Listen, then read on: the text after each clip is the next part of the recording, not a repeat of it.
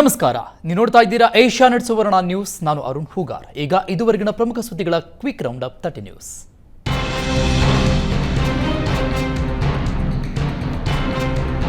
ಲೈಂಗಿಕ ಕಿರುಕುಳ ಆರೋಪ ಪ್ರಕರಣದಲ್ಲಿ ಬಿಜೆಪಿ ನಾಯಕ ದೇವರಾಜೇಗೌಡನನ್ನ ಹೊಳೆನರಸೀಪುರ ಪೊಲೀಸರು ಅರೆಸ್ಟ್ ಮಾಡಿದ್ದಾರೆ. ನಿನ್ನೆ ಚಿತ್ರದುರ್ಗದ ಪೊಲೀಸರು ದೇವರಾಜೇಗೌಡನ ವಶಕ್ಕೆ ಪಡೆದು ಹೊಳೆನರಸೀಪುರ ಪೊಲೀಸರಿಗೆ ಒಪ್ಪಿಸಿದ್ರು. ಇವತ್ತು ವಿಚಾರಣೆ ನಡೆಸಿದ ಹೊಳೆನರಸೀಪುರ ಪೊಲೀಸರು ದೇವರಾಜೇಗೌಡನನ್ನ ಬಂಧಿಸಿದ್ದಾರೆ. ಹೊಳೆನರಸೀಪುರ ಠಾಣೆಯಲ್ಲಿ ಏಪ್ರಿಲ್ 1ರಂದು ದೇವರಾಜೇಗೌಡ ವಿರುದ್ಧ ಸಂತ್ರಸ್ತೆ ದೂರು ದಾಖಲಿಸಿದ್ರು.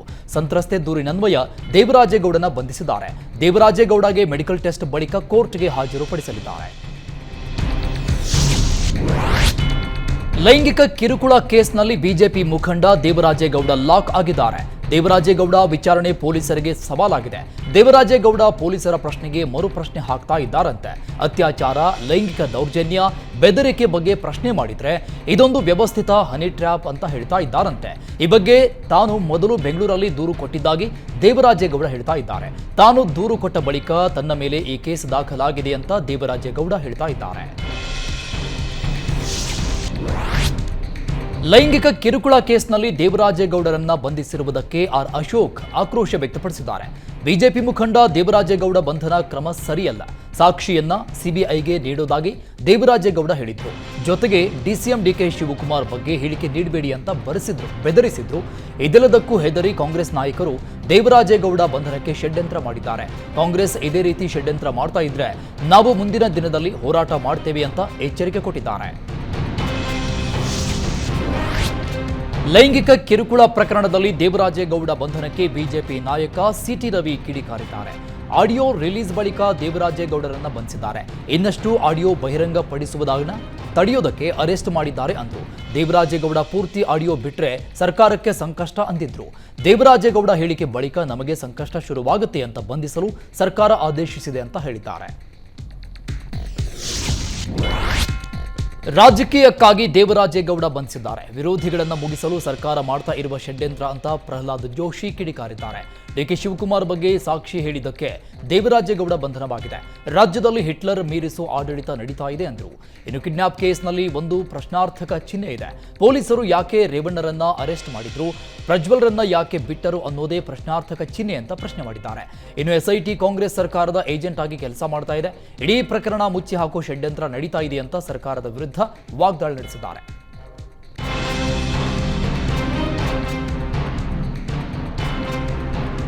ಪ್ರಜ್ವಲ್ ರೇವಣ್ಣ ಬಂಧಿಸುವಂತೆ ಆಗ್ರಹಿಸಿ ಚಿಕ್ಕಮಗಳೂರಲ್ಲಿ ಎಸ್ಡಿಪಿಐ ಕಾರ್ಯಕರ್ತರು ಪ್ರತಿಭಟಿಸಿದ್ದಾರೆ.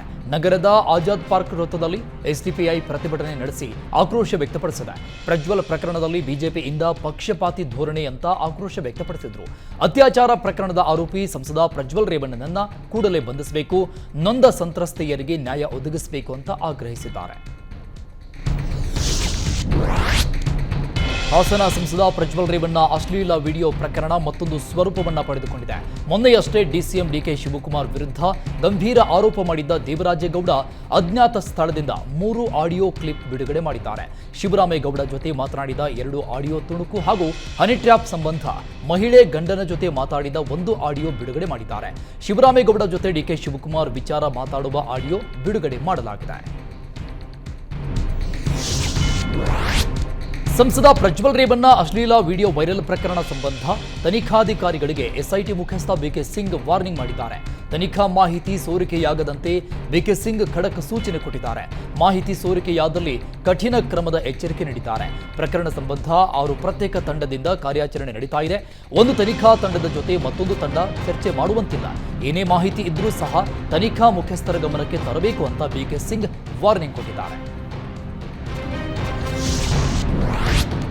ಲೈಂಗಿಕ ದೌರ್ಜನ್ಯ ಹಾಗೂ ಪೆನ್ ಡ್ರೈವ್ ಕೇಸ್ ಬೆನ್ನಲ್ಲೇ ಸಂಸದ ಪ್ರಜ್ವಲ್ ರೇವಣ್ಣ 15 ದಿನಗಳಿಂದ ನಾಪತ್ತೆಯಾಗಿದ್ದಾರೆ.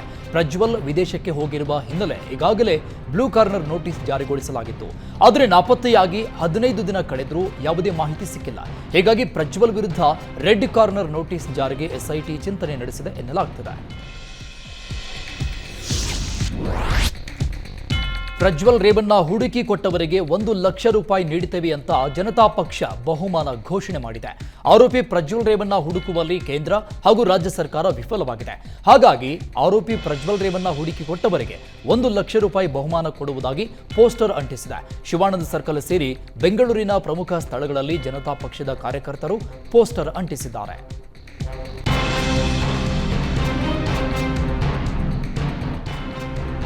ಹೆಣ್ಣು ಮಗುವೆಂದು ಭಾವಿಸಿ ತಾಯಿಯೇ ಮಾತ್ರೆ ಸೇವಿಸಿ ಗಂಡು ಮಗು ಗರ್ಭಪಾತ ಮಾಡಿದ್ದಾಳೆ. ಕೋಲಾರ ಜಿಲ್ಲೆಯ ಮಾಲೂರು ತಾಲೂಕಿನಲ್ಲಿ ಈ ಘಟನೆ ಬೆಳಕಿಗೆ ಬಂದಿದೆ. ಯಾಡಂಪಲ್ಲಿ ನಿವಾಸಿಗಳಾದ ಮುರುಗೇಶ್ ಹಾಗೂ ಅನಿತಾ 3 ತಿಂಗಳ 5 ದಿನಗಳ ಭ್ರೂಣ ಹಸುನಿಗಿದೆ. ಇತ್ತ ಅನಾರೋಗ್ಯಕ್ಕೆ ಒಳಗಾಗಿರುವ ಮಹಿಳೆ ಚಿಕಿತ್ಸೆ ಪಡೆದುಕೊಳ್ತಾ ಇದ್ದಾರೆ. ಮಾಲೂರು ಪಟ್ಟಣದ ಸಂಜನಾ ಆಸ್ಪತ್ರೆ ಸಿಬ್ಬಂದಿ ಗರ್ಭಪಾತ ಮಾಡಿರುವ ಆರೋಪ ಕೇಳಿಬಂದಿದೆ. ಈ ಪ್ರಕರಣ ಬೆಳಕಿಗೆ ಬರುತ್ತಲೇ ಮಾಲೂರು ಪಟ್ಟಣದ ಸಂಜನಾ ಆಸ್ಪತ್ರೆ ಸ್ಕ್ಯಾನಿಂಗ್ ಸೆಂಟರ್ ಸೀಸ್ ಆಗಿದೆ. ಕೋಲಾರ ಜಿಲ್ಲಾ ವೈದ್ಯಾಧಿಕಾರಿ ಡಾಕ್ಟರ್ ಜಗದೀಶ್ ಆಸ್ಪತ್ರೆ ಸ್ಕ್ಯಾನಿಂಗ್ ಸೆಂಟರ್ ಸೀಸ್ ಮಾಡಿದ್ದಾರೆ. ಇನ್ನು ವಿಚಾರಣೆ ನಡೆಸಿ ನಂತರ ಮುಂದಿನ ಕ್ರಮ ತೆಗೆದುಕೊಳ್ಳುವುದಾಗಿ ಆರೋಗ್ಯ ಅಧಿಕಾರಿಗಳು ತಿಳಿಸಿದ್ದಾರೆ.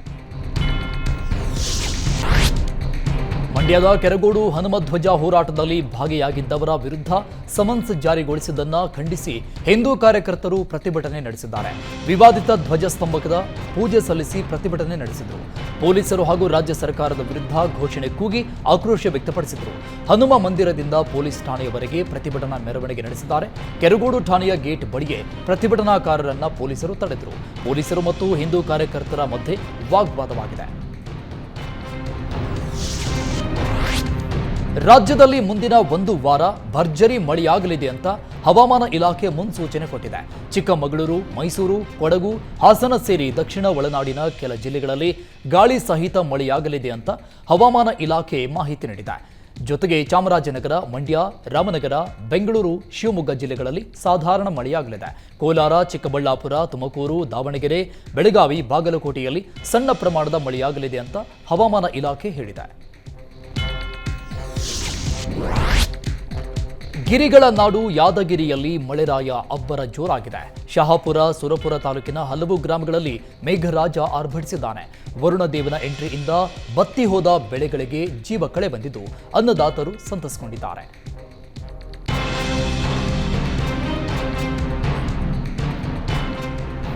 ಕೊಪ್ಪಳದಲ್ಲಿ ನಿನ್ನೆ ಸುರಿದ ಬಿರುಗಾಳಿ ಮಳೆ ಸಾಕಷ್ಟು ಅವಾಂತರ ಸೃಷ್ಟಿ ಮಾಡಿದೆ. ಕೊಪ್ಪಳ ತಾಲೂಕಿನ ಡಂಬ್ರಳ್ಳಿ ಗ್ರಾಮದಲ್ಲಿ ಬಾಳೆ ಬೆಳೆ ನೆಲಕಚ್ಚಿದೆ. ಲಕ್ಷಾಂತರ ರೂಪಾಯಿ ಸಾಲ ಮಾಡಿ ರೈತರು ಬಾಳೆ ಬೆಳೆದಿದ್ರು. ಆದರೆ ನಿನ್ನೆ ರಾತ್ರಿ ಸುರಿದ ಮಳೆ ಹಾಗೂ ಭಾರೀ ಬಿರುಗಾಳಿಗೆ ಬಾಳೆ ಬೆಳೆ ಸಂಪೂರ್ಣವಾಗಿ ಹಾನಿಯಾಗಿದೆ. ರೈತರಿಗೆ 10 ಲಕ್ಷಕ್ಕೂ ಅಧಿಕ ಹಾನಿಯಾಗಿದ್ದು, ಇನ್ನು ಕೈಗೆ ಬಂದ ತುತ್ತು ಬಾಯಿಗೆ ಬರದಂತಾಗಿದ್ದು, ತೋಟಗಾರಿಕೆ ಇಲಾಖೆ ಸೂಕ್ತ ಪರಿಹಾರ ನೀಡಬೇಕು ಅಂತ ಹಾನಿಗೊಳಗಾದ ರೈತರು ಒತ್ತಾಯಿಸ್ತಾ ಇದ್ದಾರೆ. ಕೋಟೆನಾಡು ಚಿತ್ರದುರ್ಗದಲ್ಲೂ ಧಾರಾಕಾರ ಮಳೆಯಾಗಿದ್ದು ಜನ ತತ್ತರಿಸಿದ್ದಾರೆ. ಗುಡುಗು ಸಹಿತ ಧಾರಾಕಾರ ಮಳೆಗೆ ಮಲ್ಲಾಪುರ ಗ್ರಾಮದ 8ಕ್ಕೂ ಹೆಚ್ಚು ಮನೆಗಳಿಗೆ ಹಾನಿಯಾಗಿದೆ. ಮನೆಯಲ್ಲಿದ್ದ 65 ವರ್ಷದ ಕೃಷ್ಣಮ್ಮ ಎಂಬ ವೃದ್ಧೆಗೆ ಗಾಯಗಳಾಗಿದ್ದಾವೆ. ಖಾಸಗಿ ಶಾಲೆಯ ಕಬ್ಬಿಣದ ಶೀಟ್ನಿಂದ ಮನೆಗಳು ಹಾನಿಯಾಗಿದ್ದು, ಕಬ್ಬಿಣದ ಶೀಟ್ಗಳು ಬಿರುಗಾಳಿಗೆ ಮನೆಗಳ ಮೇಲೆ ಬಿದ್ದಿದೆ. ಶೀಟ್ಗಳು ಬಿದ್ದ ಪರಿಣಾಮ ಸುಮಾರು 8 ಮನೆಗಳಿಗೆ ಹಾನಿಯಾಗಿದೆ. ದಾವಣಗೆರೆಗೆ ಮಳೆರಾಯ ಕೃಪೆ ತೋರಿಲ್ಲ. ಆನಗೋಡು ಹೋಬಳಿಯಲ್ಲಿ ಅಡಿಕೆ ಬೆಳೆದ ರೈತರು ಅಕ್ಷರಶಃ ಸಂಕಷ್ಟಕ್ಕೆ ಸಿಲುಕಿದ್ದಾರೆ. ದಿನದಿಂದ ದಿನಕ್ಕೆ ಬೋರ್ವೆಲ್ಗಳು ಬತ್ತಿ ಹೋಗಿದ್ದು, ಅಡಿಕೆ ತೋಟಗಳು ನೀರಿಲ್ಲದೆ ಒಣಗ್ತಾ ಇದೆ. ರೈತರು ತೋಟ ಉಳಿಸಿಕೊಳ್ಳಲು ಪರದಾಡ್ತಾ ಇದ್ದಾರೆ. ಅಂತರ್ಜಲ ಕುಸಿತದಿಂದ ಬೋರ್ವೆಲ್ಗಳಲ್ಲಿ ಜೀವಜಲ ಖಾಲಿಯಾಗಿದೆ. ಕಿಲೋಮೀಟರ್ ದೂರದಿಂದ ಟ್ಯಾಂಕರ್ ಮೂಲಕ ನೀರು ತಂದು ಡ್ರಿಪ್ ಮಾಡಿ ನೀರು ಹಾಯಿಸಿದ್ರೂ ತೋಟಗಳು ಒಣಗ್ತಾ ಇವೆ. ಸೂಕ್ತ ಪರಿಹಾರಕ್ಕೆ ರೈತರು ಸರ್ಕಾರಕ್ಕೆ ಮನವಿ ಮಾಡಿದ್ದಾರೆ. ಬಿಜೆಪಿಯಿಂದ ಲೋಕಸಭಾ ಕ್ಷೇತ್ರಗಳ ಅವಲೋಕನ ಸಭೆ ನಡೆದಿದೆ. ಬೆಂಗಳೂರಿನ ಖಾಸಗಿ ಹೋಟೆಲ್ನಲ್ಲಿ ಬಿಜೆಪಿ ರಾಜ್ಯಾಧ್ಯಕ್ಷ ಬಿವೈ ವಿಜೇಂದ್ರ ನೇತೃತ್ವದಲ್ಲಿ ಸಭೆ ನಡೆದಿದೆ. ಪ್ರತಿಪಕ್ಷ ನಾಯಕ ಆರ್ ಅಶೋಕ್, ರಾಜ್ಯ ಬಿಜೆಪಿ ಸಂಘಟನಾ ಕಾರ್ಯದರ್ಶಿ ರಾಜೇಶ್, ಬೆಳಗಾವಿ ಬಿಜೆಪಿ ಅಭ್ಯರ್ಥಿ ಜಗದೀಶ್ ಶೆಟ್ಟರ್ ಸೇರಿ ಹಲವು ನಾಯಕರು ಭಾಗಿಯಾಗಿದ್ದರು. ರಾಜ್ಯದಲ್ಲಿ ಲೋಕಸಭೆ ಚುನಾವಣೆ ಮುಗಿದಿದ್ದು, ಬಿಜೆಪಿ ಕಾರ್ಯತಂತ್ರಗಳು ವರ್ಕೌಟ್ ಆಗಿವೆಯಾ, ಎಷ್ಟು ಪ್ರಮಾಣದಲ್ಲಿ ಜನರು ಬಿಜೆಪಿಗೆ ಮತ ನೀಡಿದ್ದಾರೆಂದು ಅವಲೋಕನ ನಡೆಸಿದ್ದಾರೆ. ಮೈಸೂರಲ್ಲಿ ದಿವಂಗತ ವಿ ಶ್ರೀನಿವಾಸ್ ಪ್ರಸಾದ್ ಅವರ ನುಡಿನಮನ ಶ್ರದ್ಧಾಂಜಲಿ ಕಾರ್ಯಕ್ರಮ ನಡೆಯಿತು. ಡಾಕ್ಟರ್ ಬಿಆರ್ ಅಂಬೇಡ್ಕರ್ ಟ್ರಸ್ಟ್ ಆವರಣದಲ್ಲಿ ಸ್ವಾಭಿಮಾನಿಗೆ ಸಾವಿರ ನುಡಿನಮನ ಹೆಸರಲ್ಲಿ ಕಾರ್ಯಕ್ರಮ ಆಯೋಜಿಸಲಾಗಿತ್ತು. ಶ್ರೀನಿವಾಸ್ ಪ್ರಸಾದ್ ಪತ್ನಿ ಭಾಗ್ಯಲಕ್ಷ್ಮಿ ಶ್ರೀನಿವಾಸ್ ಪ್ರಸಾದ್ ಸಮ್ಮುಖದಲ್ಲಿ ಕಾರ್ಯಕ್ರಮ ಜರುಗಿತು. ಇನ್ನು ರಾಜಕೀಯ ಜಂಜಾಟದ ಮಧ್ಯೆ ಇದೇ ವೇದಿಕೆಯಲ್ಲಿ ಸಿಎಂ ಸಿದ್ದರಾಮಯ್ಯ, ಯಡಿಯೂರಪ್ಪ ಸಮಾಗಮವಾಗಿದ್ದಾರೆ. ಅಕ್ಕಪಕ್ಕವೇ ಕುಳಿತು ಸಿದ್ದರಾಮಯ್ಯ, ಯಡಿಯೂರಪ್ಪ ವೇದಿಕೆ ಹಂಚಿಕೊಂಡರು. ಜಿಲ್ಲಾ ಉಸ್ತುವಾರಿ ಸಚಿವ ಡಾಕ್ಟರ್ ಎಚ್.ಸಿ. ಮಹದೇವಪ್ಪ, ಸಂಸದ ಪ್ರತಾಪ್ ಸಿಂಹ ಸೇರಿದಂತೆ ಹಲವರು ಭಾಗಿಯಾಗಿದ್ದರು.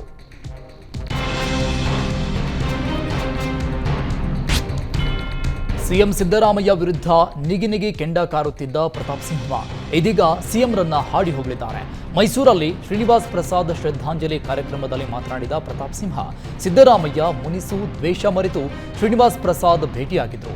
ರಾಜಕೀಯದಲ್ಲಿ ಸೈದ್ಧಾಂತಿಕ ಭಿನ್ನತೆ, ಅಭಿಪ್ರಾಯ ಭೇದಗಳು ಏನೇ ಇರಬಹುದು, ಆದರೆ ಪ್ರೀತಿ, ವಿಶ್ವಾಸ, ವ್ಯಕ್ತಿಗತ ಸಂಬಂಧಗಳೇ ಮುಖ್ಯ ಅಂತ ತೋರಿಸಿಕೊಟ್ರು.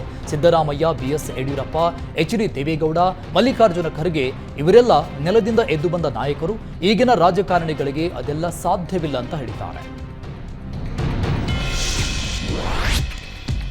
ಅಶ್ಲೀಲ ವಿಡಿಯೋ ಮಾಡಿದ್ದು, ಕೃತ್ಯ ಎಸಗಿದ್ದು ಪ್ರಜ್ವಲ್ ರೇವಣ್ಣ. ಡ್ರೈವರ್ ಮೂಲಕ ವಿಡಿಯೋ ಹಂಚಿಕೆಯಾಗಿದೆ. ಆದರೆ ಕಾಂಗ್ರೆಸ್ ಮೇಲೆ ಗೂಬೆ ಕೂರಿಸ್ತಾ ಇದ್ದಾರೆ ಅಂತ ಸಚಿವ ಪ್ರಿಯಾಂಕ್ ಖರ್ಗೆ ಕಿಡಿಕಾರಿದ್ರು.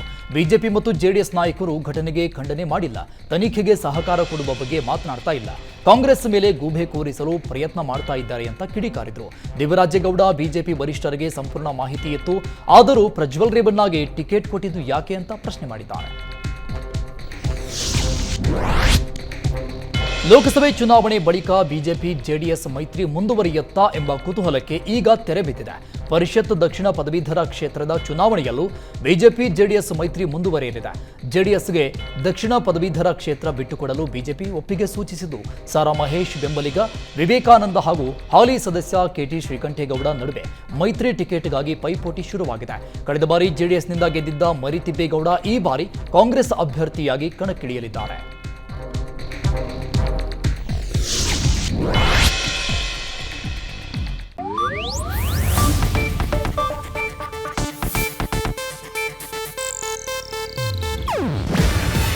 ಇದು ಏಷ್ಯಾನೆಟ್ ನ್ಯೂಸ್ ನೆಟ್ವರ್ಕ್ ಪ್ರಸ್ತುತಿ.